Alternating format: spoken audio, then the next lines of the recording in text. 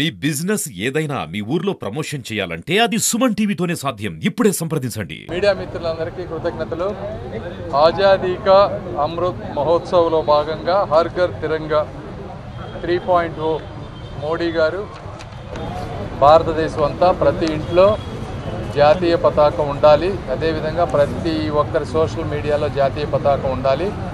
ఇవి ఉన్నప్పుడు ప్రజల్లో ఒక దేశభక్తి వస్తుంది. దేశభక్తి వచ్చినప్పుడు సమాజం మంచిగా ముందుకు వెళ్తున్నటువంటి ఉద్దేశంలో పోస్ట్ ఆఫీసుల్లో బయట 100 రూపాయలు విలువ చేసేటువంటి జాతీయ పతాకాన్ని 25 రూపాయలకి ఇస్తూ ఉన్నారు. కాబట్టి అందరూ ఈ జాతీయ పతాకాన్ని కొనుక్కోవాలని, వాళ్ళ ఇంటిపై ఇవి పెట్టాలని కోరుకుంటా ఉన్నాము. అదేవిధంగా సోషల్ మీడియాలో కూడా మీరు అందరూ చేంజ్ చేయాలని కోరుకుంటా ఉన్నాం. Thank you. ఆజాదీ కా అమృత్ మహోత్సవ్ అలాగే హర్ ఘర్ తిరంగా అనే ఒక కార్యక్రమానికి శ్రీకారం చుట్టుకోవడం జరిగింది. భారతదేశంలో పుట్టినందుకు మనందరం గర్వించాలి. ఎందుకంటే ఒక భారతీయ పౌరులుగా మనం ఉన్నాము అని అంటే ఈరోజు భారతదేశం ప్రపంచ ఖ్యాతి గడించిన సందర్భాలు మనం చూస్తూ ఉన్నాము. వీటన్నిటిని మనం మనసులో ఉంచుకొని మన భారతదేశ ఖ్యాతిని పెంపొందించే విధి విధానాలు మనం చేపట్టాలి. ఆ కార్యక్రమంలో భాగంగానే ఈరోజు హర్ ఘర్ తిరంగా అనే ఒక కార్యక్రమం ప్రతి ఇంటికి మన భారతదేశ జెండాని ఎగరేయాలి అని చెప్పి మోడీ గారు పిలుపునిచ్చారు. ఆ కార్యక్రమాన్ని మనం జయప్రదం చేయాలి.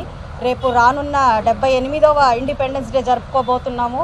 మనకు స్వాతంత్రాన్ని పురస్కరించుకొని అమరవీరుల్ని మనము దృష్టిలో పెట్టుకొని ఈ అద్భుతమైన స్వాతంత్రాన్ని మనకు వారు ఇచ్చిన అందిపుచ్చి మనందరికీ అందజేసిన వారందరినీ మనం స్మరించుకుంటూ ఈ యొక్క జెండాని మన ఇంటిపైన ఎగరేస్తూ మనం సగర్వంగా భారతీయులమని చాటి చెప్తూ ఈ యొక్క కార్యక్రమాన్ని జయప్రదం చేద్దాము. దానికి మోడీ గారికి, ఎంపీ గారికి, ప్రతి ఒక్కరికి కృతజ్ఞతలు తెలుపుతున్నాను. అన్ని జిల్లాల పర్యటన చేయాల్సిన అవసరం ఎంతో ఉంది.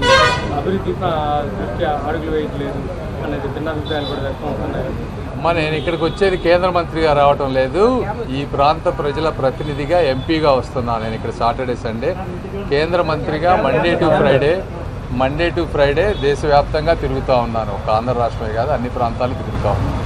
ఈ మాజీ సీఎం మాత్రం అన్ని జిల్లాల పర్యటన కొనసాగిస్తున్నాడు. ఇక్కడ ఇబ్బందులు ఉంటే వాళ్ళ పక్షాన్ని నిలబడతారు. మా దేశభక్తి పతాకం ఆవిష్కరించే టైంలో మంచి మాటలు మాట్లాడుకోవాలి. వాళ్ళందరి గురించి దేనికి ఇప్పుడు మంచిది. Thank you.